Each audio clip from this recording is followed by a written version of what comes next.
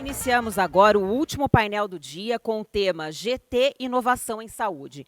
Para fazer a apresentação do painel, convido o senhor Marcelo Pedroso, professor livre-docente do Departamento de Administração da Faculdade de Economia, Administração e Contabilidade da Universidade de São Paulo. Ele é também coordenador do Grupo de Trabalho Inovação na Atenção Primária do Global Fórum Fronteiras da Saúde. Como debatedores, convido o senhor Erno Hardsen, gestor de Atenção Primária à Saúde na Rede de Clínicas Salute e ex-secretário de Atenção Primária do Ministério da Saúde. Convido também o Dr. Gonzalo Vecina, professor da Faculdade de Saúde Pública da USP, articulista do Estadão e conselheiro do Grupo de Trabalho Inovação na Atenção Primária do Global Fórum Fronteiras da Saúde. Dr. Carmino Antônio de Souza, secretário municipal de Saúde de Campinas e diretor adjunto de Relações Institucionais e Parlamentares do Conselho Nacional de Secretarias Municipais de Saúde.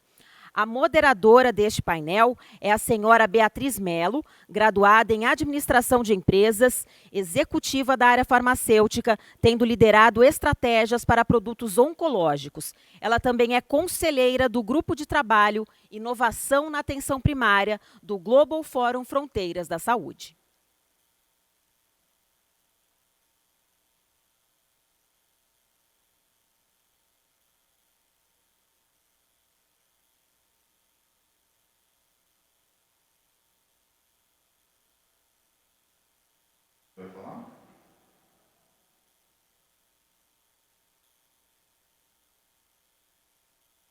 Bom, boa tarde a todos e a todas. É uma satisfação estar aqui hoje com vocês. Boa tarde a todos que estão assistindo. E boa tarde aqui aos nossos queridos secretários que estarão conosco aqui daqui a pouco nessa plenária em debate. Eu vou, no primeiro momento, mostrar para todos aqui os resultados do grupo de trabalho que nós formamos, cujo tema, conforme foi colocado aqui, é a inovação na atenção primária em saúde. E a ideia nossa foi trazer uma nova perspectiva para o sistema de saúde do Brasil.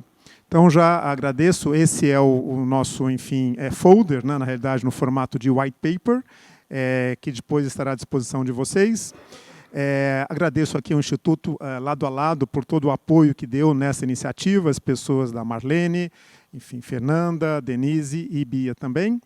Quero agradecer também aos demais pesquisadores que participaram, que certamente estão nos assistindo, a Heloísa, a Marina e Priscila, e também, é claro, o nosso conselho científico, alguns já foram citados aqui, mas também a própria Bia, o Edson Araújo, do Banco Central, o Gonçalo, como foi apresentado, o Leandro Fonseca, no primeiro momento, e, por fim, a Tamires Poletti, mais uma vez, muito obrigado a todos. Bom, basicamente, nós procuramos, no primeiro momento, nesse estudo, trazer os conceitos de inovação, conceitos, diria que, pesquisados, principalmente em escolas de administração, e trazer esses conceitos para o setor de saúde, especificamente em atenção primária. A ideia aqui não é ficar discutindo conceitos de inovação, mas dizer que nós tivemos um olhar com este recorte de gestão da inovação, olhando especificamente a atenção primária em saúde no nosso sistema de saúde brasileiro, né? E aí a lógica, olhando um pouco a nossa cadeia de valor, nós fizemos um recorte e basicamente olhamos 5 grandes elementos que vieram exatamente da cadeia de valor. Então, olhando acima ali a regulação, portanto, olhamos as restrições e diretrizes regulatórias, mais uma vez olhando na atenção primária em saúde. Olhamos a jornada do paciente, olhamos o financiamento e a chamada intermediação financeira, olhamos também as políticas públicas de inovação e, dentro dos serviços de saúde, olhamos os fluxos assistenciais ou os fluxos na assistência. Então, foram esses 5 grandes elementos que nós olhamos: financiamento, regulação, políticas públicas de inovação, fluxos na assistência e a jornada do paciente. E aí, em cima desses 5 elementos, e principalmente com uma ênfase muito grande na chamada integração entre os sistemas público e privado. Então, basicamente, a lógica foi primeiro, olhar a atenção primária, particularmente na questão da universalidade da saúde e integralidade também, basicamente olhando as atividades desde a promoção de saúde, passando pela predição, prevenção, diagnóstico, tratamento, reabilitação e monitoramento e gestão de doenças crônicas, portanto, olhando a integralidade na assistência à saúde e olhando também a questão da universalidade, particularmente no sistema público, e ao mesmo tempo olhando também aí um sistema restrito, é claro que há o financiamento privado, que é o sistema, a nossa chamada saúde suplementar. E quando se fala em integração, olhar não só a integração na horizontal, ou seja, na assistência integral, mas também a integração entre os níveis de atenção. Dentro dos sistemas, então dentro do sistema público e do privado, olhando do primário como porta de entrada, né, assistência, atenção à saúde primária como porta de entrada para os demais níveis de assistência, quais sejam secundário e terciário, e também olhando potenciais integrações entre os nossos sistemas público e privado, particularmente entre os níveis de atenção primária em ambos os sistemas, e já adiantando, é claro, que com uma grande limitação aqui, infelizmente, no Brasil, de integração, o que significa, do ponto de vista de inovação, como uma importante oportunidade de melhorias e, portanto, de trazer coisas novas, portanto, de inovar. E, ao mesmo tempo, também pensando na atenção primária como um gatekeeper, ou seja, como uma porta de entrada para ambos os sistemas, e, eventualmente, pensando, e por que não, tendo essa porta de entrada que possa até direcionar para um outro sistema. Entrou, por exemplo, pela porta de entrada atenção primária no privado, poderia direcionar para o secundário do público ou terciário do público e vice-versa. O que nós percebemos, eu vou comentar com vocês com mais calma, enfim, já é sabido, a questão da falta de integração e, portanto, existe um potencial muito grande no Brasil para promover esta integração nos sistemas público e privado do Brasil.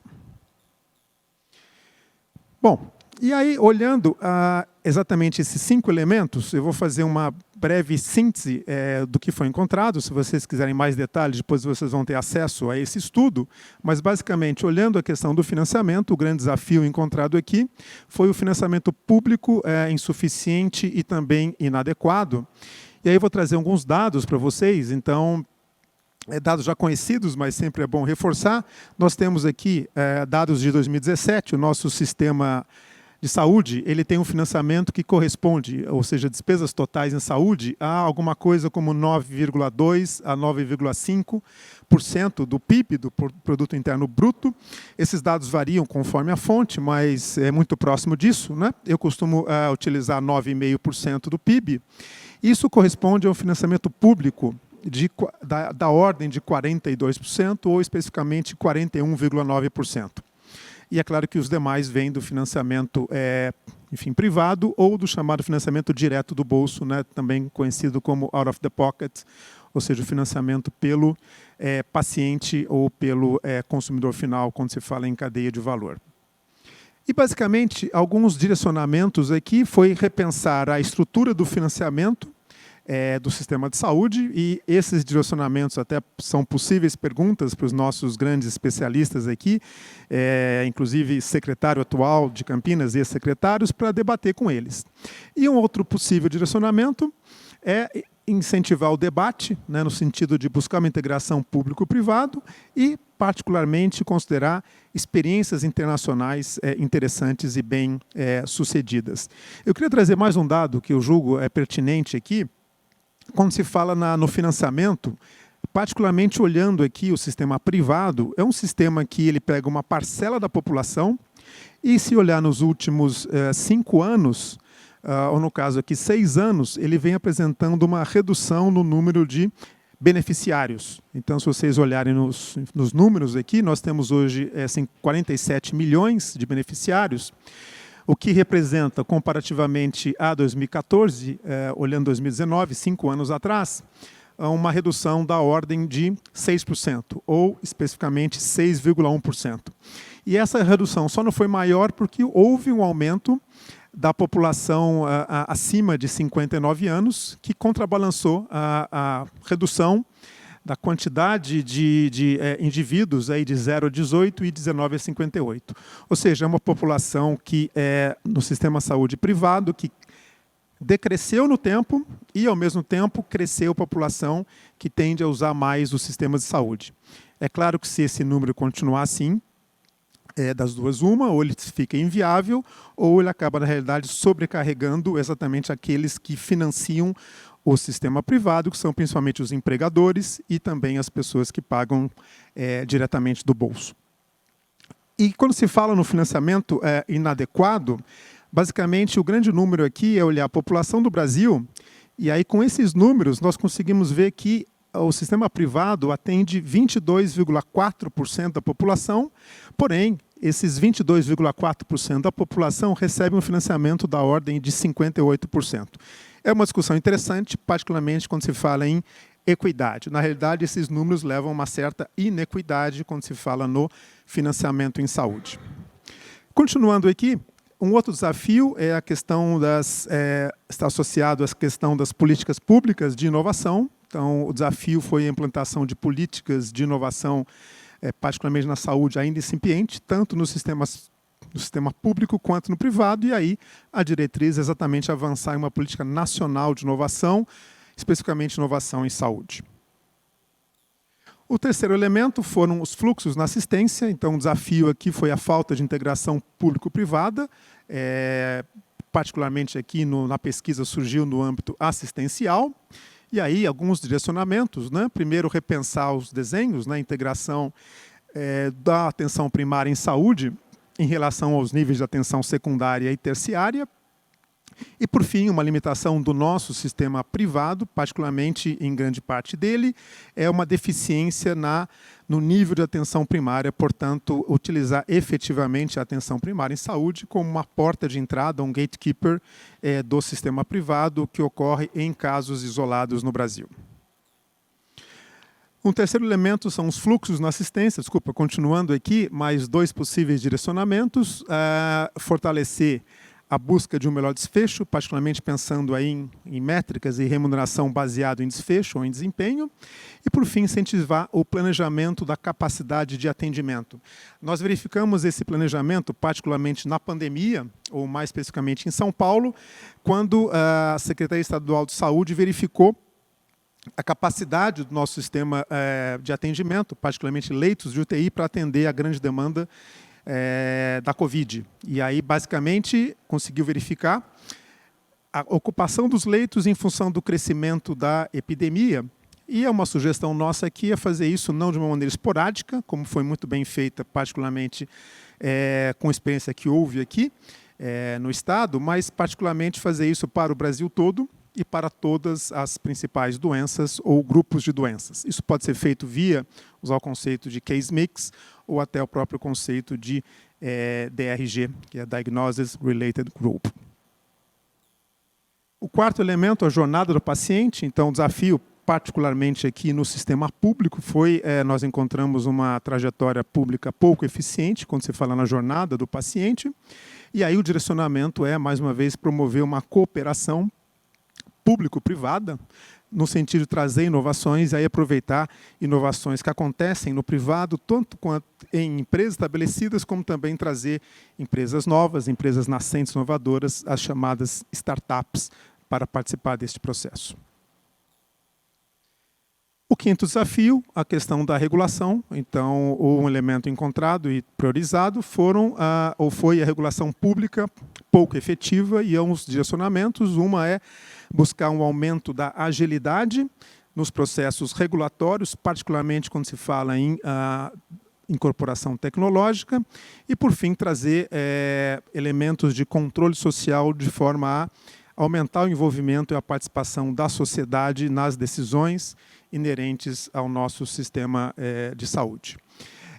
Só para complementar, então, nós fizemos uma pesquisa que levou esses resultados, entrevistamos várias pessoas que conhecem profundamente o sistema, foram entrevistas em profundidade, coletamos dados de literatura e levamos esses direcionamentos ao nosso conselho científico, do qual eu apresentei no início. Então, foi um trabalho aí conjunto, enfim, equipe de pesquisadores, enfim, conselho científico, que na realidade a junção destes remeteu ao grupo de trabalho. Com isso eu finalizo minha apresentação, deixo para possíveis perguntas e mais uma vez agradeço a todos que participaram dessa iniciativa.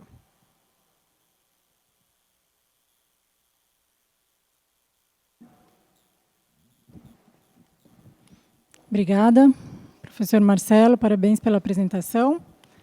Queria cumprimentá-los, boa noite, e cumprimentar também os debatedores dessa sessão, Dr. Gonzalo, Dr. Erno e Dr. Cármino. Prazer estar aqui nessa sessão. E gostaria de agradecer também a Marlene e o Instituto Lado a Lado pelo convite, não só de estar aqui nessa sessão, mas também de ter feito parte desse grupo de trabalho ao longo desses meses. Então, foi um prazer participar e saber que terá uma continuidade. Então, esse trabalho que foi apresentado, ele está aqui em mãos, e a Marlene vai dar continuidade, levando para o Ministério, e outras pessoas terão acesso a todo esse conteúdo, uma parte do estudo que o professor Marcelo apresentou, e outras sugestões também de direcionamento desses temas. Então, para dar início à nossa sessão, nós já sabemos que a atenção primária à saúde traz grandes benefícios para o sistema de saúde, uma vez que é a porta de entrada e que também pode preparar o acesso para a estrutura secundária e terciária e otimizando recursos também dessas outras estruturas na hierarquia. E agora, aproveitando da apresentação do professor Marcelo, gostaria de ouvir a opinião de vocês, onde nós temos mais oportunidade de inovação, olhando para esses 5 elementos que o professor trouxe na apresentação. Então, lembrando, nós falamos aqui de financiamento, assistência, políticas públicas, jornada do paciente e regulação. Onde nós temos maior oportunidade para inovar e onde, na opinião de vocês, é mais urgente inovar? Porque nem sempre coincide, né? Às vezes a gente percebe uma oportunidade, mas não é o que é mais urgente no momento. Então, gostaria de ouvir a opinião de vocês. Se pudermos começar, Dr. Gonzalo, com seus pensamentos em relação a isso. Boa noite, queria cumprimentar o Erno, porque eu não tive a oportunidade de cumprimentá-lo a tempo, eu não consegui fazer esse negócio do chat funcionar. Cármino, cumprimentar o Marcelo, cumprimentar a você, cumprimentar a Marlene, parabenizar o Lado a Lado pela vida, pela iniciativa, né? Veja, oportunidade nós temos nos 5 eixos, né? A questão é ter dinheiro para fazer essas coisas neste momento crítico que nós estamos vivendo, né? Acho que é o momento da gente repensar políticas públicas, particularmente depois da experiência que beirou ao desastre do enfrentamento da Covid, né? Beirou o desastre por quê? Porque eu acho que não acabamos no Brasil inteiro vivendo um desastre. Mas nós vivemos, em alguns estados, um desastre. E, num primeiro momento, a estratégia da atenção primária parou, né? E essa atenção primária parou por falta de equipamento de proteção individual. Aqui no estado de São Paulo, eu tive a oportunidade de dialogar com agentes comunitários de saúde, com sindicatos de agentes comunitários que pararam de atender porque não tinham EPI, estavam também muito justificadamente requisitando um segundo uniforme para poder lavar os uniformes e ter uma condição melhor de higiene, porque quando se iniciou essa pandemia, essa questão do contato era uma questão muito mais importante do que hoje ela se demonstra, né? É importante o contato, mas é importante o fato de ser um vírus de transmissão por aerosol. Mas no início parece que ele era exclusivamente contato, né? E a gente fala, a gente chegou a proibir o uso de máscara, né? E hoje estamos no lado oposto, ou seja, é uma epidemia que nos ensinou muita coisa, principalmente a sermos mais humildes, né? Mas, de qualquer forma, a atenção primária parou e isso foi desastroso, né? Nós ainda temos pela frente bastantes problemas, ou seja, essa epidemia continua graçando muito provavelmente por todo o ano que vem, nós não vamos alcançar a imunidade de rebanho coletiva. Nesse meio tempo, nós vamos depender da existência de vacinas, e as vacinas, quando chegarem, não vacinarão todos que teriam que ser vacinados, é óbvio.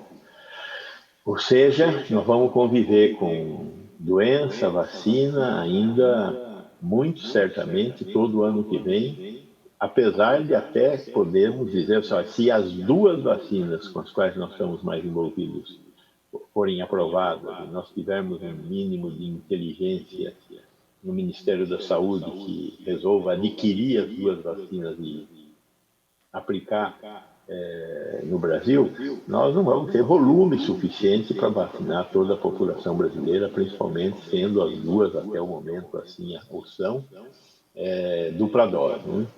Então, frente a todas essas consequências, eu penso que a jornada do paciente pode ser um ponto que nós poderíamos estar enfrentando, particularmente em municípios que tivessem condição de utilizar um pouquinho as experiências de tecnologia que nós tivemos nesse período. Né? Alguns municípios, poucos, na verdade, tiveram a oportunidade de trabalhar, por exemplo, com telemedicina. Né? Alguns municípios criaram centrais telefônicas onde profissionais de saúde, às vezes médicos, deram plantões para orientar a população que estava em casa, recomendada a ficar em casa e só se deslocar para a unidade de saúde, que também, de certa forma, foi um equívoco. Né? Nós devíamos ter conseguido criar fluxos melhores nas unidades de saúde para não misturar as duas populações, mas manter os pacientes em casa, num primeiro momento, significou um aumento da letalidade.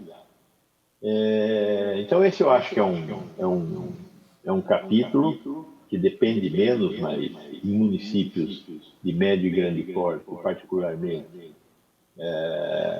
poderia haver um redirecionamento de recursos para potencializar a utilização dessas alternativas trazidas pela telemedicina. E acho que uma questão que é uma questão muito crítica, que eu duvido que a gente vá conseguir atacar e que não custaria tanto dinheiro assim, é a integração dos sistemas de regulação. Nós teríamos que caminhar para um sistema de regulação único entre Estado e municípios. Né? Não são muitos os municípios brasileiros que têm rede própria, mas todos os médios e grandes municípios têm rede própria. E aí nós estamos falando de 50% da população brasileira. 50% da população brasileira mora em municípios de médio e grande porte que, porque tem capacidade de investir, tem uma rede própria, e essa rede própria tem uma regulação separada da regulação do Estado no Brasil inteiro. Se essas regulações não confluírem, por exemplo, São Paulo, município, o SIGA e o CROSS não caminharem para um modelo de governança, nós estamos falando de um modelo de governança, é muito complexo, mas o investimento não é tão grande, né? Porque você já tem um modelo de regulação.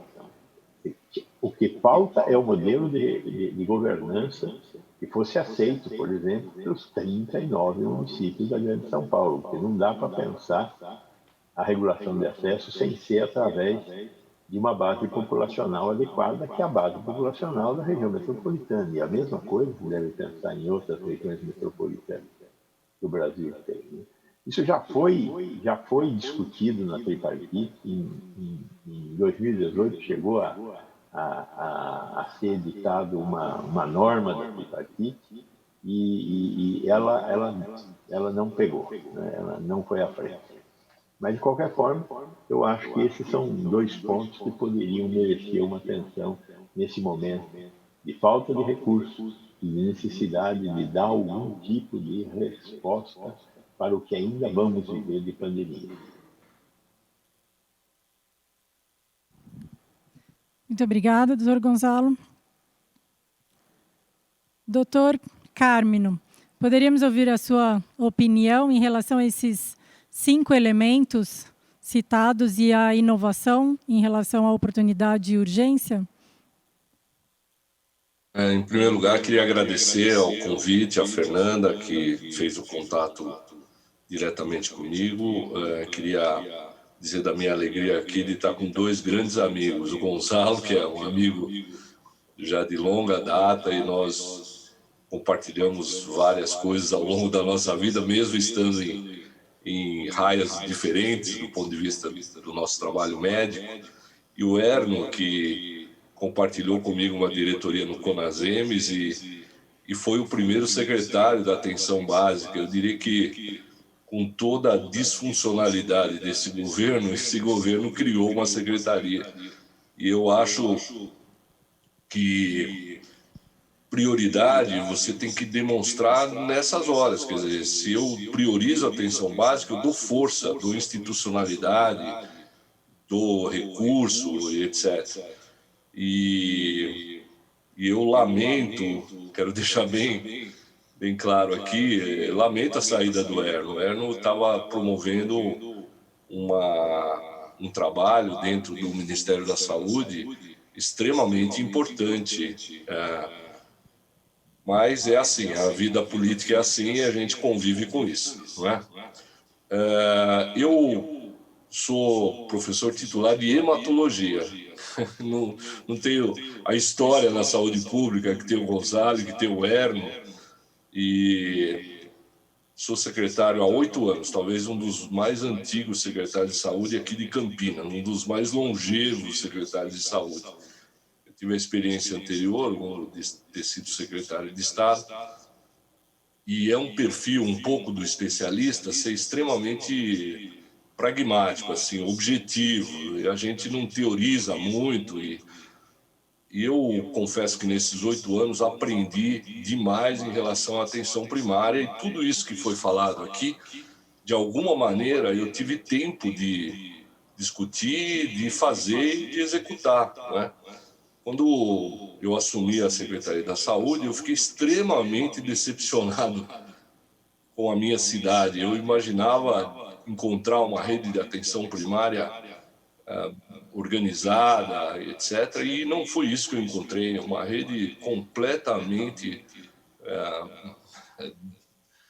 inadequada, eu diria, usar um termo leve. Entrei com uma decisão do Ministério Público no dia 13 de março de 2013, portanto, 2 meses e meio após eu ter entrado, eu tive que demitir 1.400 pessoas que tinham sido contratadas por um parceiro filantrópico, e isso causou um impacto tremendo dentro da secretaria.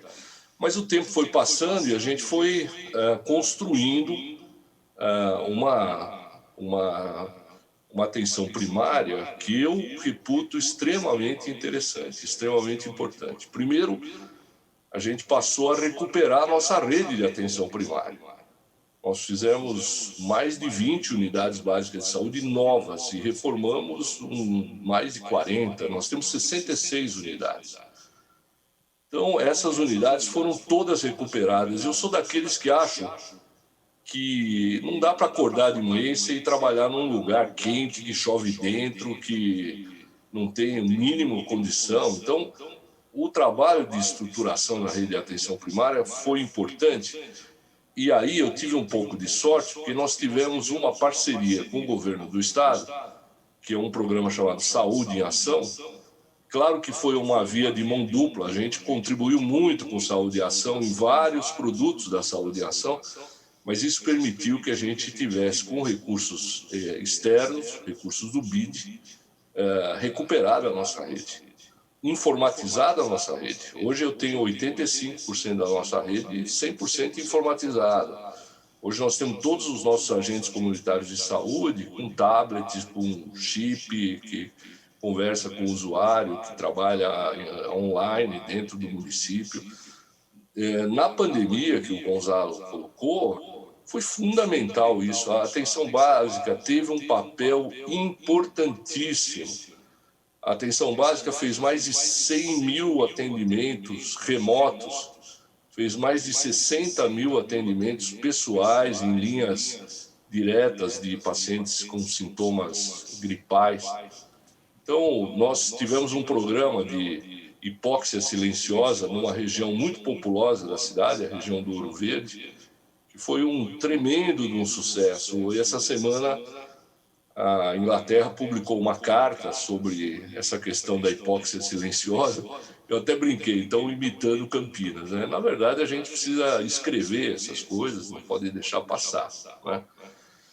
Eu acho que estruturar a rede de atenção básica, contratar gente. Nós fizemos um programa de residência médica exclusivo para a saúde da família e comunidade, com 60 vagas por ano, pagando R$11 mil a bolsa.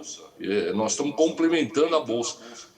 Eu, como professor da Unicamp há mais de 40 anos, eu nunca tinha visto tantos candidatos interessados em saúde da família e comunidade. Nós conseguimos, num primeiro ano, colocar 47 residentes e que não saíram. Nós estamos agora em novembro, nenhum residente saiu. Nós estamos falando aqui da regulação. Nós criamos, o Gonzalo falou, a gente criou a regulação municipal por lei. A gente criou uma lei municipal.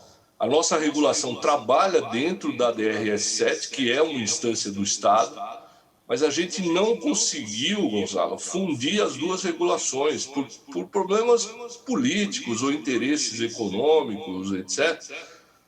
Mas eu te digo, a regulação municipal no enfrentamento da Covid foi absolutamente crítica, porque ela não só alocava o doente, como alocava o doente no melhor leito que a cidade tinha. Então tinha uma questão quantitativa e uma questão qualitativa, apesar da avalanche que foi uma avalanche, foi um tsunami que nós vivemos aqui. Ninguém ficou sem atendimento, não colapsou o sistema de assistência, não colapsou o sistema funerário, que era uma preocupação que nós tínhamos. E eu reputo que muito desse sucesso foi devido à regulação, porque a gente começou a trabalhar 24 horas por dia, a gente não trabalhava 24 horas por dia. Alguns dos médicos mais idosos, como eu, saíram da linha de frente e foram trabalhar na regulação, foram nos ajudar na regulação.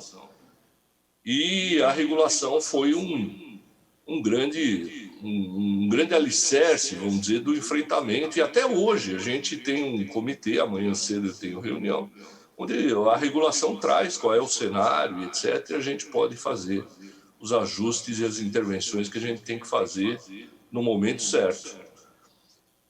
Em relação ao eixo do financiamento, a atenção básica ela é muito financiada pelos municípios. Aqui em Campinas são 70% do financiamento da atenção básica é do município. O município recebe recursos federais, mas 70% é recurso municipal. Lembrar que a grande parte do consumo é consumo de recursos, é folha de pagamento. E uma coisa que tem sido colocada, que eu queria colocar na nossa discussão aqui, que foi muito polemizado na semana passada por conta de um decreto presidencial que nem passou pelo Ministério da Saúde, pelo menos o ministro da Saúde não assinou. Campinas decidiu que a atenção básica é um programa de Estado. Então, tem uma lei municipal em Campinas que proíbe a entrega da atenção primária a qualquer gestor do terceiro setor. A atenção básica foi considerada por nós aqui, e o prefeito topou e passou na Câmara. Então, em Campinas, a lei de OS, que permite parcerias em várias áreas, na atenção básica, ela foi considerada como sendo uma atividade de Estado e toda a atenção primária é tocada por servidores de carreira, concurso público e etc. Eu tive a oportunidade, em 8 anos, de fazer 18 concursos públicos e a gente foi melhorando a performance do concurso público. O último, nós tivemos 1.200 médicos como candidatos, tivemos mais de 10 mil enfermeiros como candidatos. E a gente tem hoje uma quantidade de pessoas concursadas que nos permite ir recompondo as equipes na medida. E esse programa de residência é um programa todo ele colocado na rede de atenção primária. Existem várias coisas. A telemedicina e o teleatendimento foram instrumentos importantíssimos na pandemia. Nós monitoramos milhares de pessoas em casa através do teleatendimento. A telemedicina se consolidou, eu diria. Havia muita dúvida, o CFM não permitia, por questões éticas, etc. E isso caiu tudo por terra. Quer dizer, nós vamos ter que achar agora qual é o local, qual é o lugar que a gente vai deixar, mas ela veio para ficar, não tem jeito. Todos esses instrumentos, eles vieram para ficar, nós não vamos abrir mais mão disso. Independente do futuro, eu concordo com o Gonçalo, eu acho que a questão da vacina está muito ainda instável, eu acho que nós estamos pisando em ovos nesse assunto, é um assunto muito difícil ainda de imaginar o que é que vai acontecer daqui a pouco, né? Então, o papel da atenção primária foi muito importante. O papel da atenção primária tem sido fundamental, por exemplo, no tratamento paliativo. Hoje nós temos na cidade mais de 600 pessoas internadas em casa, com visitação dos nossos profissionais de saúde, médicos, enfermeiros, cuidando de pessoas, né? E eles estão vinculados à atenção primária, estão vinculados a unidades territorialmente alocadas para atender esses pacientes. Nós tivemos esse ano uma enorme dificuldade nas ações de prevenção, com exceção, por exemplo, do pré-natal. Eu acho que o pré-natal a gente conseguiu tocar e não causamos nenhum tipo de prejuízo.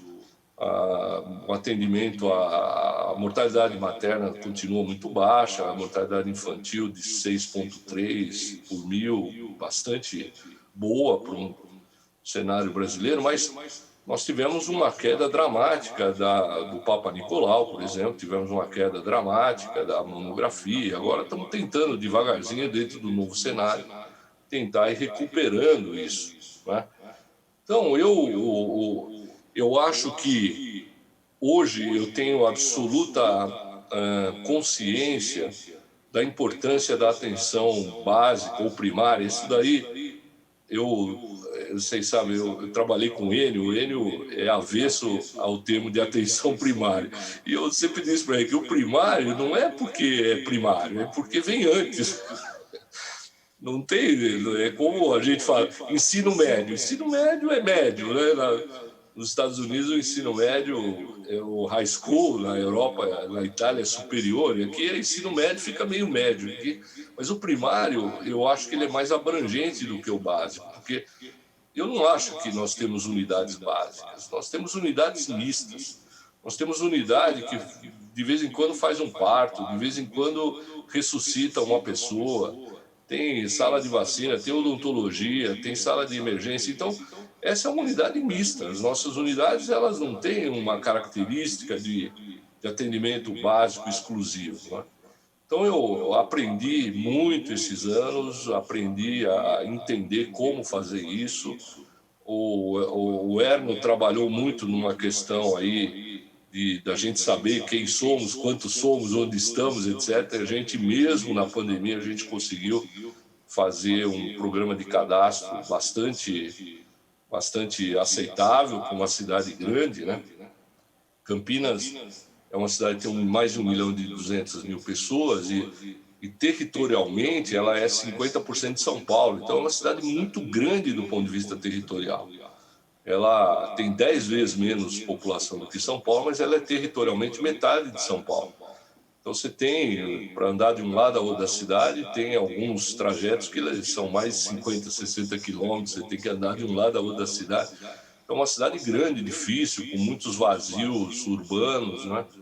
Então eu aprendi muito de como a gente organiza isso e acho que a atenção primária ela é crítica, ela precisa de investimentos de capital, ela precisa estar bem estruturada. Você não deixa a pessoa apaixonada por algo que não seja minimamente adequado, confortável, seguro. eu até fico surpreso, porque em 8 anos aqui eu vi pouquíssima violência contra as unidades de saúde, pouquíssimo. Eu não sei a experiência de vocês. Eu sempre acho que, independente de onde esteja a unidade, ela é tratada como um santuário pelas pessoas. A participação, por exemplo, dos conselhos locais é uma participação muito boa. Eu tenho enorme dificuldade de lidar com o conselho municipal, politizado, agressivo, ostensivo, ofensivo, muitas vezes. Mas o conselho local não, eles querem coisas simples, eles querem o médico, querem remédio, querem coisas legítimas. E mais do que isso, eles protegem as unidades, né? Eles protegem as unidades, protegem os trabalhadores, protegem. E a gente raramente vê violência, mesmo em regiões muito afastadas e muito vulneráveis da cidade. Então, esses são os meus primeiros comentários. Assim, eu acho que a atenção primária é apaixonante, eu acho que ela é necessária, ela é fundamental, ela precisa ser estruturada. Ela não fez voto de pobreza, não é para fazer voto de pobreza, ela é uma área especializada, uma área importantíssima, não é retórica, porque às vezes a gente faz uma retórica, não, ele é a porta de entrada, pereré, pororó, quer dizer, fica todo mundo repetindo um pouco as coisas, mas do ponto de vista pragmático, você pode fazer com que seja isso mesmo, quer dizer, você, se der condição de trabalho, orientação, apoio, treinamento, compromisso, etc., você pode realmente fazer isso, não é? A informatização ela é um instrumento fundamental. O Gonçalo falou uma coisa, a gente adotou o eSUS, e eu um pouco impus a adoção do eSUS, porque a gente tinha o SIGA mesmo de São Paulo. Eu falei, bom, mas se a gente quer fazer uma política e participar de uma política nacional, nós não podemos até ter vários sistemas, mas acho que é importante que o país tenha um eSUS abrangente, que a gente possa fazer todas as interconectividades aí entre as várias áreas e fazer com a atenção básica sempre as pontes necessárias, com a atenção mais especializada, com os hospitais, que a gente tenha sempre essas referências e contra-referências que são importantes, né? Então, eu acho que esse é o caminho, sim, acho que o caminho é um caminho que eu vivenciei e tive tempo para deixar algo preparado, estruturado, etc., né? É uma cidade, Campinas, eu me orgulho, assim, é uma cidade bastante diferenciada, é uma cidade que tem muitas universidades, tem as parcerias aqui são sempre muito possíveis de serem feitas, né? E eu sou um entusiasta da educação, então eu sempre brincava assim, invadam a nossa secretaria, as universidades invadam a nossa secretaria, vamos trazer a meninada, a juventude, vamos trazer todo mundo para dentro, porque a gente cria um ambiente jovem, um ambiente que a gente possa...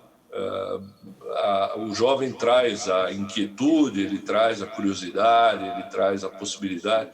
E hoje eu acho que a gente tem, sei lá, milhares de pessoas de colégios. Nós temos mais de 500 projetos de pesquisa sendo feitos na atenção básica. Para vocês terem ideia, projetos de pesquisa da Unicamp, da PUC, da São Leopoldo Mandic, da Unip, toda a rede universitária que, de alguma maneira, utiliza a nossa rede para desenvolver suas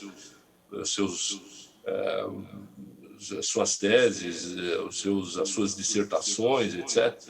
E a gente procura entusiasmar e facilitar esse tipo de coisa, não dificultar, facilitar, de modo que a gente possa ter sempre ganhos adicionais a tudo isso que nós estamos fazendo.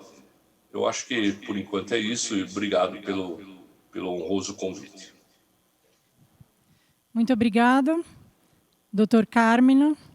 E agora gostaria de ouvir, doutor Erno, seus pensamentos em relação a esses pilares e oportunidades de inovação.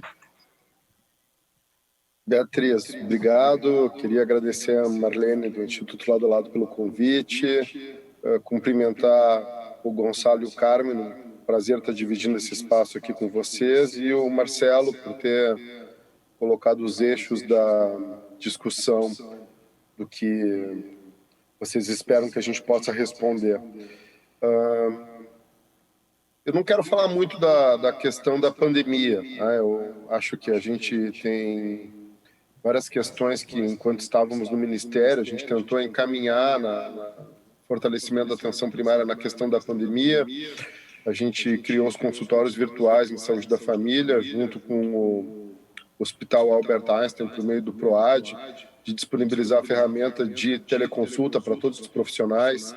Durante a pandemia, a gente colocou recurso adicional para criar centros de atendimento fora das unidades, justamente para fazer o que o Gonçalo disse, de possibilitar que a gente direcionasse fluxo de atendimento, né, e não misturasse população com hipótese, com risco, com suspeita de Covid, sintomas de síndrome gripal ou síndrome respiratória, junto com o restante da população. A gente criou um grande projeto de telemedicina, o TeleSUS, para fazer atendimento de toda a população brasileira e acoplar a ele exames e poder fazer contact tracing em toda a população. Mas isso boa parte disso foi descontinuado na mudança do grupo de gestão. E eu acho que o Gonçalo tem razão em dizer que a gente não terminou a questão da pandemia. A gente vai enfrentar muitos desafios. Cada decisão que é tomada num momento, ela pode estar equivocada quando no momento seguinte a gente adquirir novos conhecimentos. Mas o Januário Montoni, que já foi gestor em São Paulo, me disse uma frase, parafraseando livremente Ortega y Gasset, né, que cada gestor é um gestor no seu contexto. Então, em fevereiro, a gente toma a decisão de fevereiro, em março, de março, em abril, de abril, em dezembro, de dezembro.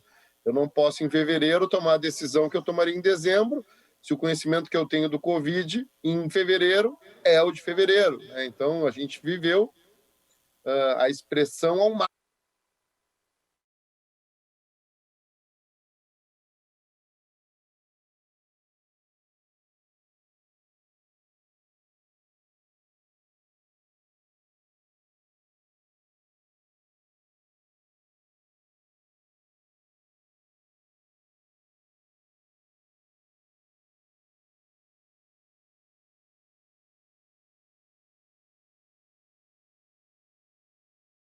Para mudar. E é o melhor momento para mudar rápido e é o melhor momento para mudar muito. Se a gente não muda na crise, a gente não muda depois. É aquela outra frase um pouco piegas, assim, né? Todo mundo quer a mudança, mas ninguém quer mudar. Ainda mais quando está com algum grau de acomodação. Quando a gente tem uma crise, a acomodação vai para o ralo. E aí as pessoas aceitam mais as mudanças.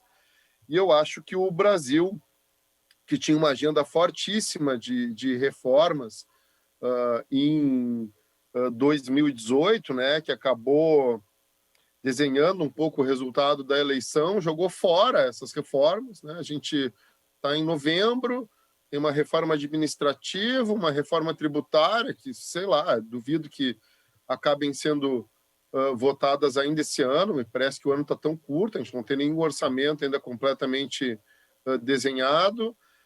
Nós construímos uma reforma do SUS a partir da atenção primária, que nesse ano ia abranger a atenção especializada, isso também parou, então é uma pena. Eu tenho certeza que outras nações vão aproveitar esse momento de crise para fazer mudanças importantes no seu modelo de governança e gestão, inclusive na sua estrutura legal, e vão avançar para dentro do século XXI, né? Viver uma mudança de século sempre traz uma ideia de mudança de era. A gente começou a mudar a nossa era com a internet no início da década de 90, mas ela realmente muda com a invenção do Steve Jobs e do smartphone, né, que colocou a internet, a rede na mão de cada um. E não tem muita dúvida que o marco da mudança da era vai ser a pandemia. Mas, na verdade, a pandemia vai ser só o título da mudança da era, porque a mudança da era é a era da informação, a sociedade em rede, que o Manuel Castells já nos disse. E eu vejo que tem uma discussão muito presa ainda no Brasil, numa década de 90 pré-internet, um apreço exagerado por alguns conceitos e algumas normas, inclusive constitucionais, que não podem adentrar o século XXI, porque não vão nos entregar um sistema de saúde que a gente precisa. A saúde suplementar também tem o seu aspecto paquidérmico, de dificuldade de se mexer frente a mudanças, e tem uma revolução acontecendo na prestação de serviços em saúde e uma revolução acontecendo na gestão da saúde, e parece que a gente não está muito afim de enxergar ela, né? E para enxergar ela, a gente tem que jogar fora a roupa velha e botar a roupa nova. Esse movimento, ele dói, mas ele tem que ser realizado. E eu tenho uma impressão pessimista que a gente pode estar jogando fora essa oportunidade. Os eixos que o Marcelo colocou é financiamento, assistência, políticas públicas, trajetória das pessoas, dos pacientes e regulação. Eu queria reordenar, né? Se a gente quer um sistema de saúde centrado nas pessoas, o que a gente tem que olhar com maior ênfase é a trajetória clínica das pessoas. Essa trajetória clínica, ela se dá num ambiente assistencial. Esse ambiente assistencial, ele sofre efeitos da regulação normativa e da regulação de acesso, da regulação clínica dos fluxos assistenciais. Essa regulação sofre efeito das políticas públicas, que só são possíveis com o meu marco de financiamento.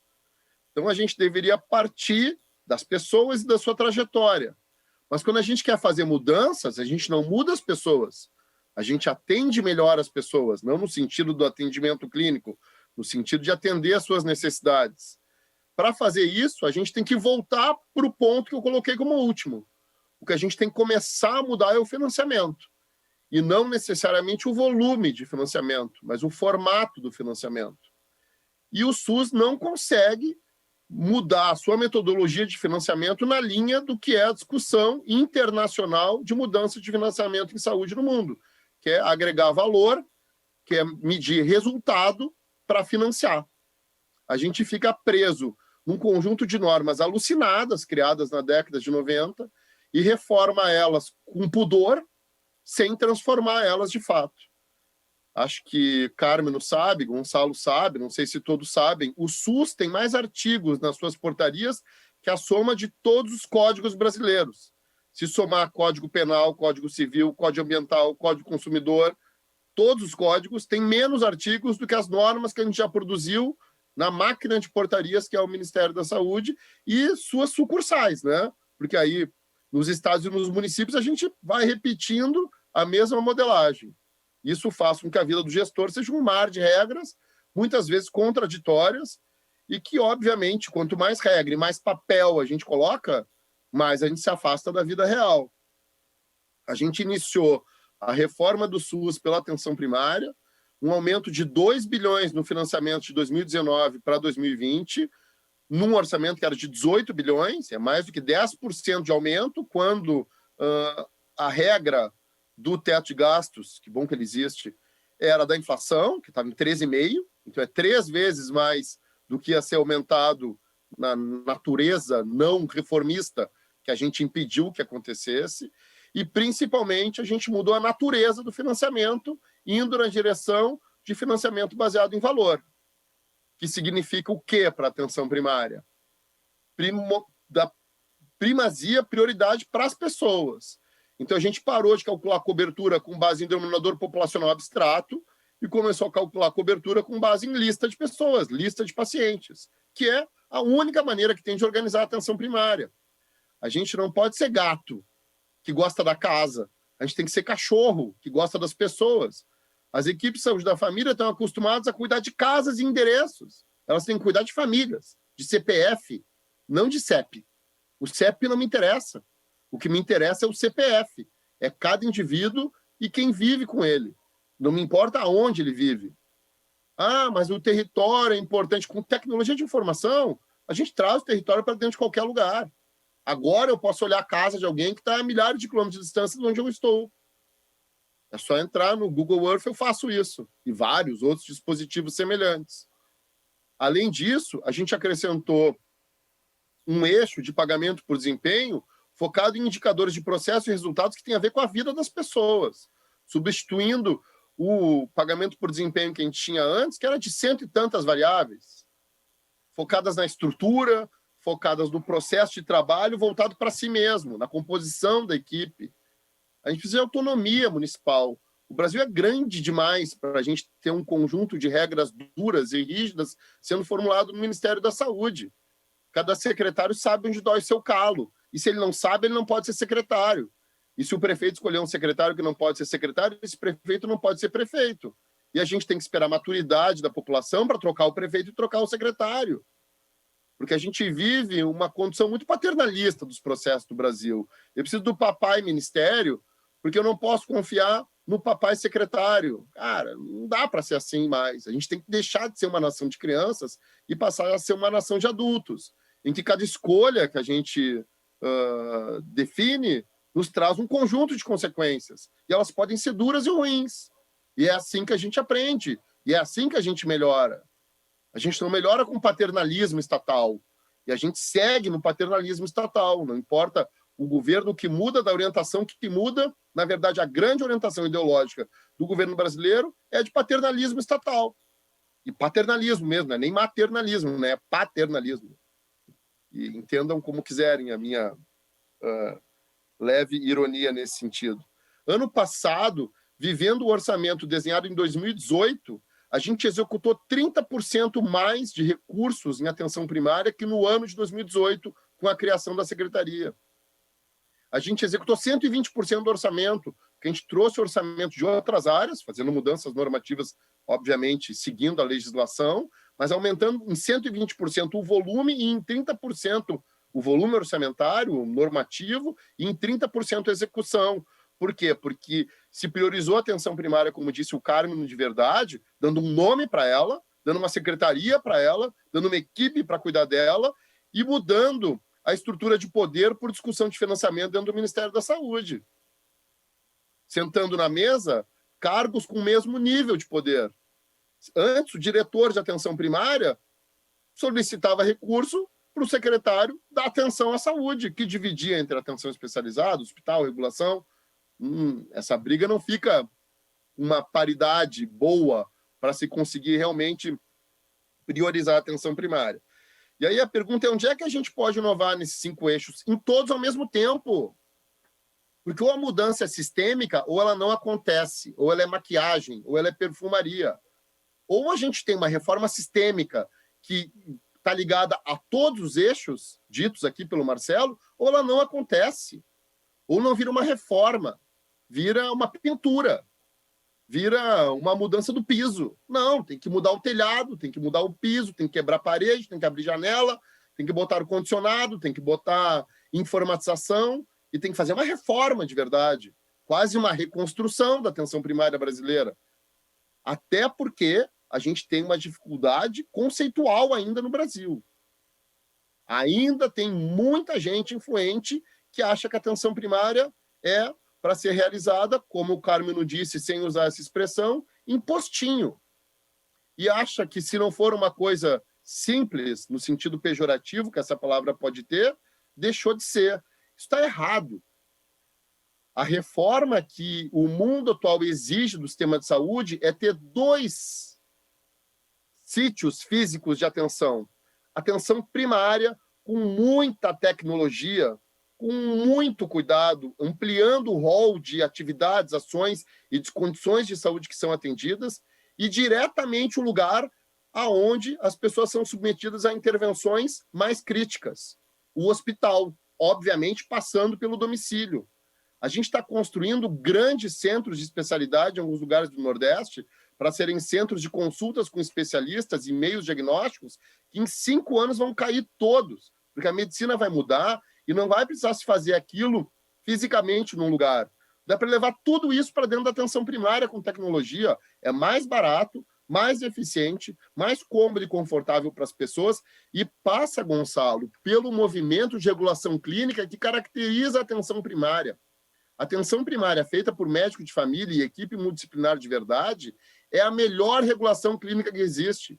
O médico de família e sua equipe, como gatekeeper, ele filtra o que o especialista deve ou não deve ver. É claro que ele tem que ter o suporte de uma regulação clínica atrás dos fluxos assistenciais para exames, especialidades e internação, mas é ele que tem que executar ela. A gente, no Rio Grande do Sul, conseguiu tirar 200 mil pessoas da lista de espera de consultas, dando poder clínico para os médicos de atenção primária através de um suporte clínico da regulação. Enquanto a regulação de acesso for normativa, baseada em definição só de quem vai primeiro, sem discussão real de caso, ela não vai também ter o seu papel transformador.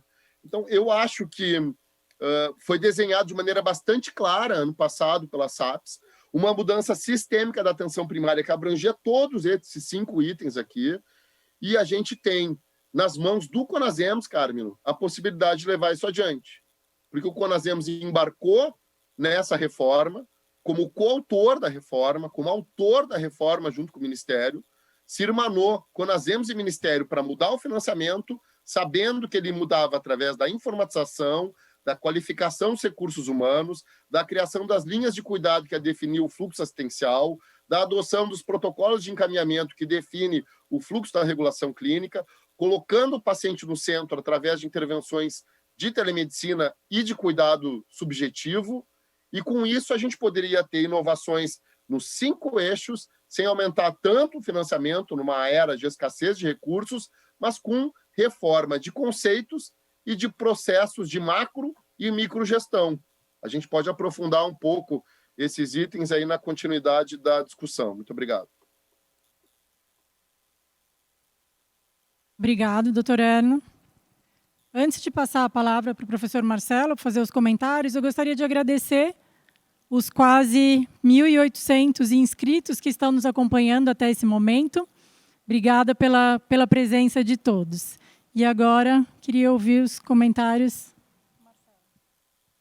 Bom, sempre é uma satisfação escutar pessoas com esse grau de experiência e conhecimento, como são aqui Vecina, Carmino e Erno. Muito obrigado pelos comentários aqui.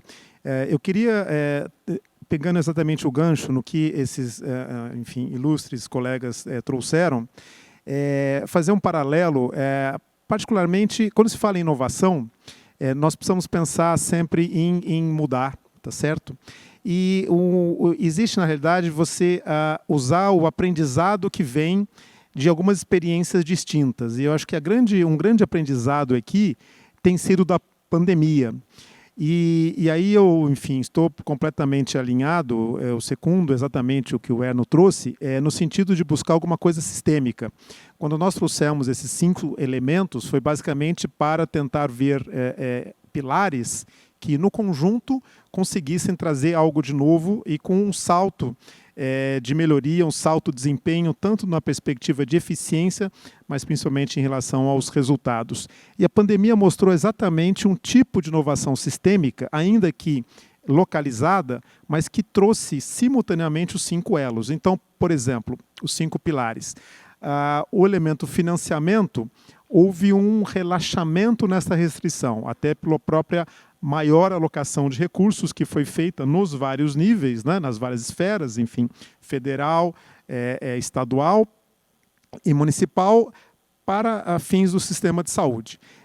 Isso permitiu com que fossem feitas outras ações também simultâneas. Então, por exemplo, olhando a questão das políticas de inovação, a própria questão da permissão de telemedicina via, enfim, CFM, significa uma política, ainda que associada a um conselho, que permitiu com que esse fluxo tivesse uma tecnologia mais apropriada, reduzisse o custo e, ao mesmo tempo, desse maior efetividade no atendimento. Portanto, essa política de inovação, particularmente teleatendimento, telemedicina, telesaúde, permitiu com que a jornada do paciente fosse mais efetiva na pandemia, tentando, inclusive, antecipar a própria ida a uma infraestrutura física de saúde. Ao mesmo tempo, a regulação, e particularmente em São Paulo, e acho que o Carmino sentiu isso na pele, na própria interação que os secretários tiveram com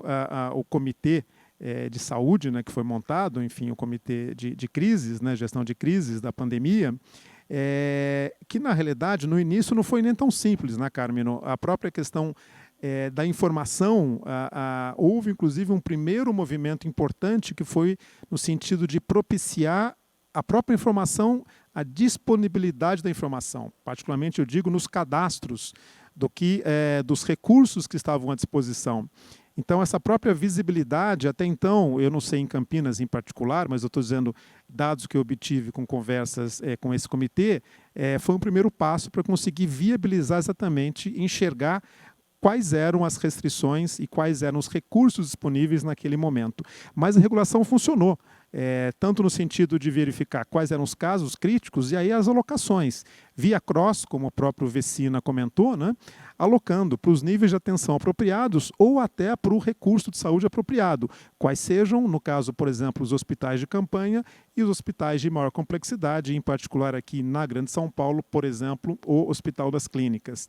Então, nós percebemos na pandemia uma integração de financiamento, mais recursos alocados, regulação, políticas de saúde e, na realidade, não só a política que eu comentei na telemedicina, mas uma discussão nacional, inclusive a política de incorporação tecnológica, particularmente, como o próprio Gonçalo trouxe aqui, a questão da vacina, né? Percebemos também na pandemia a questão da jornada do paciente, a alocação nos níveis de atenção primária, secundária e terciária, como foi o caso da alocação via cross, regulação para hospitais de campanha e hospitais de maior complexidade, o Hospital das Clínicas recebeu os pacientes mais graves, particularmente aqui na região da Grande São Paulo. E, por fim, até uma certa, eu diria que tentativa de integração público-privada, que ficou, enfim, bem incipiente, particularmente naquela questão em São Paulo de verificar quais eram os leitos de UTI privados que poderiam ter sido utilizados e foram, na realidade, de forma bastante, eu diria que tímida ainda, até por uma questão de não houve uma grande necessidade, mas também foi uma primeira aproximação no sentido de buscar uma integração público-privada. Então, a grande questão da inovação, que eu diria, é tentar pegar essas experiências, né, e trazer agora para uma discussão mais ampla, uma discussão sistêmica, e aí pegando as palavras do Dr. Erno, né, sem muito pudor. O que significa isso? Bom, vamos olhar sem alguns preconceitos, né, ou seja, conceitos pré-concebidos, no sentido de verificar o que pode ser feito, e aí sim, quer dizer, com esse tipo de estudo, por meio de, na realidade, iniciativas localizadas, até porque uma inovação não tem a premência de resolver algo como é a pandemia, né? Muito embora a pandemia tenha acelerado a inovação, leia-se que nós percebemos como inovação de produto, no caso das vacinas, tá certo? No sentido de pegar esses aprendizados e tentar trazer agora, sem essa urgência, né? Mas com uma, eu diria não uma urgência de resolver um problema sanitário, mas eu digo com uma urgência de tentar resolver uma questão de financiamento, particularmente buscando uma sustentabilidade dos sistemas, né? Eu acho, mais uma vez, que existe uma questão importante de financiamento aqui, financiamento global, você pega os sistemas universais, enfim, europeus, enfim, canadense, o nível de financiamento público ele tende a ser muito maior do que o nosso aqui, né? E é claro que a tendência de haver uma maior equidade, no sentido de que, mais uma vez, o sistema nosso privado ele permite acesso a 22% da população e utiliza aí 60% do financiamento. Então, eu acho que revisitar esses conceitos, enfim, num sistema, numa forma mais ampla, sistêmica, é o que nós estamos propondo quando se fala em repensar ou buscar inovações no sistema de saúde e, é claro, que colocando uma ênfase no sistema ou na atenção primária em saúde. Muito obrigada, Marcelo. Gostaria de aproveitar, né, que o Dr. Carmino citou em relação à polêmica do decreto da semana passada e da maneira como foi feito, mas eu gostaria de perguntar a opinião de vocês em relação a parcerias que possam ser bem-vindas na atenção primária. Se parcerias com iniciativa privada, parcerias com instituições acadêmicas, parcerias com startups e projetos pilotos, como que vocês enxergam benefícios, se enxergam, e se sim, como poderiam ser feitas? Qual seria um processo efetivo para essas parcerias? Dr. Gonçalo, se puder começar.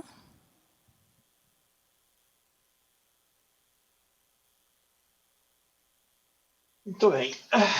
Eu sou um pouco mais pessimista do que o Erno, né?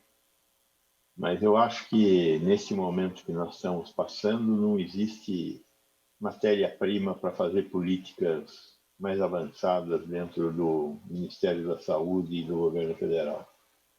Então, vamos ter que ver o que é possível fazer na periferia do sistema. Com relação às parcerias, eu acho que o grande temor que eu tenho das parcerias é que elas tenham o pendor de aumentar a desigualdade. A desigualdade é o grande problema da sociedade brasileira e que foi bem escancarado quando a gente observa o número de casos e a mortalidade que a gente teve nas periferias das grandes cidades. E o modelo de financiamento da atenção privada e da atenção estatal, pública, que nós temos, no mínimo, 4 vezes mais recursos per capita na iniciativa privada do que no setor público. Então, como é que vamos fazer essas parcerias? Então, eu vejo com muito bons olhos o modelo de parcerias através de PPP, como aconteceu no Hospital do Subúrbio, como está acontecendo aqui em São Paulo, no Hospital de Sorocaba, o Hospital Regional de Sorocaba. Eu vejo com muito bons olhos, eu faço parte há alguns anos da Comissão de Avaliação de Organizações Sociais do Estado de São Paulo. Eu acho que é uma atividade exitosa essa terceirização da gestão de hospitais, né? Embora de vez em quando tenha lá alguém que faz um desvio. Então, quando faz um desvio, tem que corrigir o desvio. Eu não acho que a gente tenha que jogar fora a criança com a água do banho, né?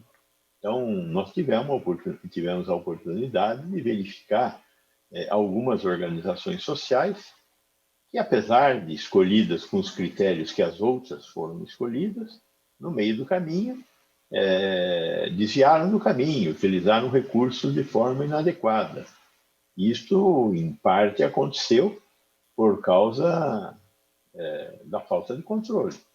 O Estado tem que controlar. O Estado, o Tribunal de Contas, a Procuradoria, enfim, o Ministério Público, tem que estar atento a isso, a imprensa. Eu acho que é um sistema de pesos e contrapesos que tem que ser adequadamente montado para que você consiga se beneficiar da agilidade da iniciativa privada, por um lado, e da capacidade de controle da máquina pública. Quem define a política, quem define o que, tem que ser o Estado. O como é que é realizado pela organização social, seja através de um modelo de cooperação, como é o caso das OS, seja através de um modelo de compra e venda de serviços, como é através das PPPs, com bons resultados, como a gente já tem observado. Mais complicado é pensar um modelo de serviço em que você cria uma porta única no setor saúde para a clientela pública e a clientela privada, que talvez fosse o que estivesse na cabeça do Paulo Guedes, né? Eu não sou capaz de imaginar o que podia ter na cabeça dele, mas como andaram falando em parcerias público-privadas, e eu acho que eles não estavam falando das parcerias que eu estou, acho que ele estava falando de um outro modelo, né? Que já o Ricardo Barros, no governo Temer, estava falando em criar planos de saúde meia-boca. Eu acho que aí tem uma recaída dessa ideia de criar planos de saúde meia-boca, né? E eu acho que é função do Estado proteger. Eu acho que isso não é nem paternidade, nem maternidade, nada disso. É a função do Estado proteger. Eu lembro de quando os planos de saúde existiam com requintes do tipo: esse plano de saúde é mais barato, mas só tem 15 dias de UTI no ano. Se você precisar de mais, bom, vai para o setor público, né? Então, quer dizer, plano de saúde meia boca, plano de saúde que não garante direitos, eu acho que é uma forma de enganar o cidadão. E o Estado não deve permitir esse tipo de comercialização. Não, é que nós temos nichos, temos... eu acho que tudo isso é enrolação. Então, tem jeito de fazer parcerias entre o público e o privado? Eu acredito que sim. Desde que, e como primeira regra, se garanta que você não vai aumentar a desigualdade. Quer dizer, se garanta que esses R$ 4 em relação a esses não vão conseguir uma situação ainda melhor em relação ao financiamento do setor público. Tem como fazer? Eu acredito que tem como fazer. Acho que tem muitas coisas que nós poderíamos nos beneficiar mutuamente de criar escalas. E a realização da escala pode ser na iniciativa pública ou privada, desde que adequadamente controlada. Acho que todos esses procedimentos de alta tecnologia se beneficiariam de criar um modelo de escala. Agora, o modelo de livre acesso que você tem na iniciativa privada, a médio prazo, ele é impagável. A iniciativa privada vai ter que encontrar alternativas para ter uma estrutura de atenção primária à saúde. Vão ser as ACOs? Não sei. Pode ser que seja uma alternativa. Alguns planos de saúde já estão caminhando em algumas situações semelhantes a essa. Mas eu não acho que é onde não tem dinheiro que nós vamos conseguir criar oportunidades de parcerias. É onde existe complexidade e um investimento maior que nós teremos, quem sabe, no futuro, oportunidade de criar parcerias. E esse no futuro é quando a gente tiver um governo federal mais preocupado com o povo brasileiro e menos preocupado com religião, crença, cloroquina, ivermectina, esse tipo de bobagem.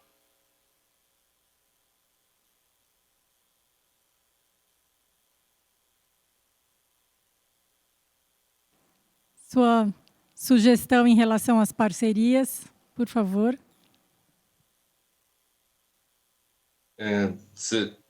Quem que você está chamando, perdão?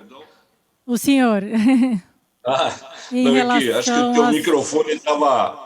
o teu microfone estava desligado. É que a gente desliga para o retorno de vocês para não ficar alto.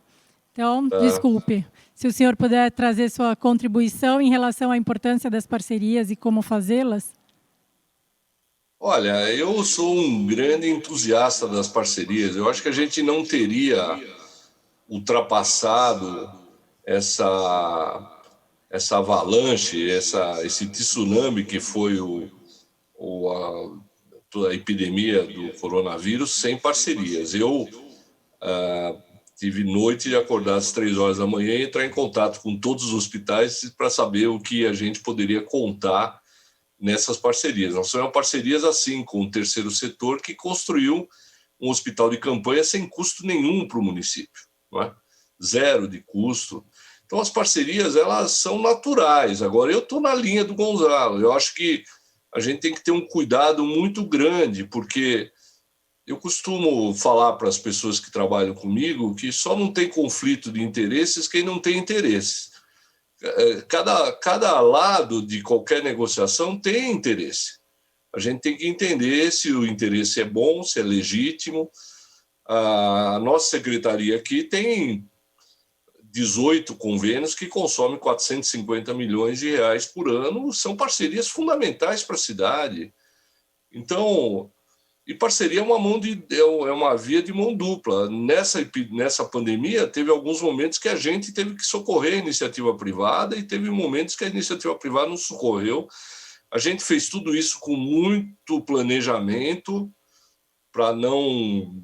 Eu não sou uma pessoa afeto à violência. Por exemplo, eu não teria muita vontade de fazer requisições e pegar leitos e usar leitos de qualquer maneira. É muito melhor a gente negociar tudo isso, e foi assim que foi feito. Então, as parcerias são naturais, muito dos investimentos que foram feitos em Campinas são parcerias. Mas eu acho que existe uma atribuição do poder público que é intransferível, que a gente tem que assumir e tem que fazer essa regulação, essa separação. Eu acho que entregar atribuições que são de Estado para a iniciativa privada, ainda que elas sejam meritórias, eu acho que é bastante complicado. Então, eu acho que as parcerias são necessárias, elas contribuem demais, eu respeito todas elas e negocio todas assim, negocio no bom sentido de termos os melhores resultados, não é? Na atenção primária, eu já falei na minha fala, a gente considerou a atividade de gestão e de operação da atenção primária como uma atividade de Estado. Isso não quer dizer que eu não possa ter alunos, que eu não possa ter residentes de universidades, ao contrário, nós queremos ter. Nós queremos ter muita gente trabalhando dentro, muita gente aprendendo, o campo de estágio, mas eu não acho que a gente, na atenção primária, a gente deva entregar a gente pode até entregar, mas a gente tem que saber muito bem como é que nós vamos controlar e regular tudo isso. Eu não sou de jeito nenhum xiita, não. Eu só acho que existem compromissos públicos que são intransferíveis, são nossos. O gestor público tem que saber a sua responsabilidade nessa questão. E na atenção primária, eu não tenho dúvida que os interesses públicos são muito mais do público propriamente dito do que, por exemplo, numa atividade hospitalar onde a incorporação de inovação e avanço em outra coisa pode ser mais fácil na área privada, até pela maior facilidade de se mover dentro da administração privada.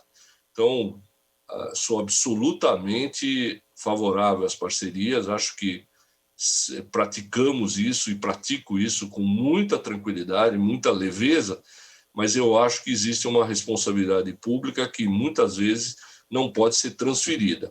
O Gonçalo falou, nós tivemos uma experiência muito dura aqui em Campinas com uma OS, concordo que não é o modelo, né?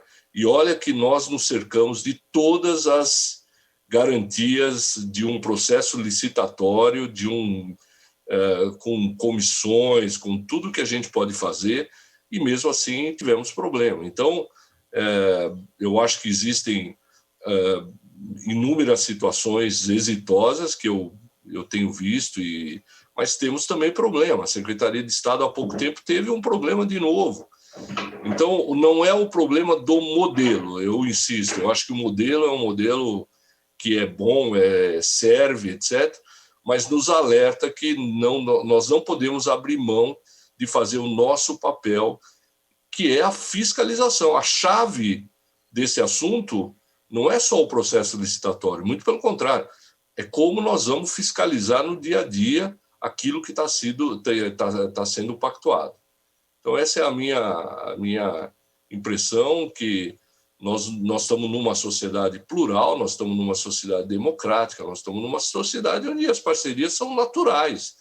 Não tem como não ser naturais. Agora, isso não quer dizer que o poder público deva transferir responsabilidades que são dele integralmente para a atividade privada. E eu acho que na atenção básica, na atenção primária, essa responsabilidade pública é muito maior, ela é muito mais, na minha visão, né? Pode ser que vocês não concordem totalmente, mas na minha visão, a nossa responsabilidade de gestor público na atenção primária, ela é muito maior e ela é protetiva da sociedade. Obrigada, doutor Carmino. E agora gostaria de ouvir a resposta do doutor Erno em relação a essas parcerias. O Carmino tem toda a razão, né? A gente vive num ambiente democrático onde as pessoas têm posições diferentes e opiniões diferentes, mas a gente não faz um sistema de saúde com base em opiniões. O que o Carmino manifestou não é a opinião dele nem o Gonçalo, são posições de ambos que têm experiência teórica e prática em gestão de sistemas de saúde, na prática assistencial. Então, o que eu fico, às vezes, um pouco frustrado assim, é que a gente torna algumas discussões plebiscitárias. E algumas decisões requerem um substrato de conhecimento que é bastante amplo, né? Então, normalmente, as democracias que são maduras fazem plebiscitos para temas bem específicos e fazem processos de discussão bastante elaborados sobre esses temas bem específicos, a fim de usar esse tipo de consulta popular para definir seus rumos, né? A gente escolheu um modelo na maior parte dos países ocidentais que é um pouco diferente. A gente vive as democracias representativas, em que idealmente os candidatos a cargos executivos deveriam deixar claro quais são as suas macro-posições. Com isso, eles ganham uma permissão de, durante os próximos anos, executarem a política de Estado, tanto no município como no Estado, como na federação, de acordo com essas linhas, né? E a gente tem feito plebiscitos recorrentes nas mídias sociais e vira uma bagunça, ninguém nem sabe o que está se dizendo, e cada um dá uma opinião, e as pessoas dão uma opinião sem nem saberem sobre o que exatamente estão falando, né? Eu acho que esse assunto público-privado é muito mal discutido no Brasil. Eu acho que ele é mal discutido com L. Eu acho que a gente não consegue nem estabelecer uma base conceitual comum para conseguir discutir em cima dele. O fato do sistema de saúde ser público não tem nada a ver com a prestação do serviço de saúde ser estatal ou privado. A gestão é pública, o sistema de saúde é universal, de base, entre aspas, gratuita, porque é financiado pelos impostos que são retirados de todas as pessoas, mas o fato da prestação dele ser pública, na verdade, estatal ou privada, está inclusive permitida de maneira expressa na nossa Constituição. De novo, expressa de maneira transparente na Lei 8080. E a gente tem uma grande participação privada em nível hospitalar no Brasil, dentro do SUS. Mais da metade dos hospitais que prestam serviço para o SUS não são estatais. A gente tem exemplos de problemas em contratação de entes privados no Brasil, como Gonçalo e Carmo, né, realçaram de maneira que sai episódica, em algum contexto mal gerido, pode até ser sistêmica, sim, mas isso por si só não destrói o modelo. Por outro lado, todos os hospitais e serviços estatais são bem geridos e entregam o que deveriam para a população? É assim? A gente está falando que a prestação estatal é bem feita e a prestação privada tem desvios. A gente faz um concurso público, contrata 1.000 médicos. Alguns deles, infelizmente, trabalharão com desvios. Não irão trabalhar direito, não atenderão bem os pacientes, mentirão em relação ao horário, colocarão um atestado que não é verdadeiro. Então, a gente não pode ter servidor público porque alguns não atuam de maneira adequada. Isso é da nossa espécie. A gente se desvia. Não importa o modo de contratação, importa como eles são feitos. E não é só a fiscalização, né, Carmino?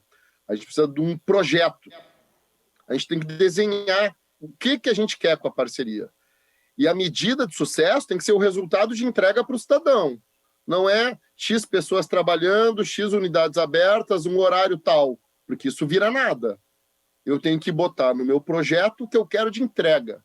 Esse projeto, no nosso marco legal, se dá através dos dispositivos de contratualização de entes privados. Eles podem ser puramente licitatórios, eles podem ser baseados nas leis de parceria, tanto as OS como a 13019, que é uma lei federal que permite a parcerização com instituições sem fins lucrativos para prestação de serviço, inclusive na área da saúde. Depois de eu ter esse chamamento, esse aditamento, né, essa licitação, eu faço o processo seletivo dela.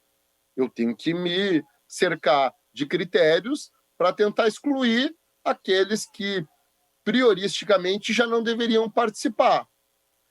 Feito isso, eu tenho um desenho de contrato que está dentro do meu processo de chamamento. Esse é fundamental. A qualidade do contrato e o fato do contrato conseguir medir, ter os indicadores que significam a entrega, garante uma parte do sucesso da parceria. E aí é óbvio, como disse o Carmo, eu tenho que fiscalizar esse contrato. Eu posso ter um ótimo projeto, uma ótima licitação, um bom processo seletivo na licitação, um bom contrato, e se eu largo, eu larguei. E aí pode acontecer qualquer coisa. Então, a gente precisa manter o contrato através da fiscalização. Eu discordo do Carmino quando ele fala que o hospital pode ser mais afeito do que a atenção primária por ter mais tecnologia, porque eu acho que cada vez mais a gente tem que ter mais tecnologia na atenção primária. Porque os melhores sistemas de saúde baseados em atenção primária têm a prestação de atenção primária privada, um sistema público, universal, gratuito, com gestão pública. A gestão é pública. Eu fui secretário municipal em Porto Alegre, 5.000 servidores. Eu preferi uma secretaria com 300 servidores, controlando, fiscalizando e fazendo bons contratos, e ter a prestação assistencial feita pela iniciativa privada, numa cidade que tem essa possibilidade. Essa é uma solução para o Brasil inteiro? Não é, nós somos um país heterogêneo. Ninguém aqui está apregoando uma solução, como disse o Carmino, que tem que ser absoluta. A gente tem espaço para todas as possibilidades, mas a gente não pode impedir, a prioristicamente, alguma delas. Eu queria aproveitar, a gente não tem muito mais tempo, um último minuto para esclarecer algumas coisas do decreto, porque eu conheço esse decreto por dentro. O decreto, eu não sei quem realmente fez o decreto, mas o projeto de PPI foi feito pela gestão Mandetta, no Ministério da Saúde, e em parceria com o Ministério da Economia.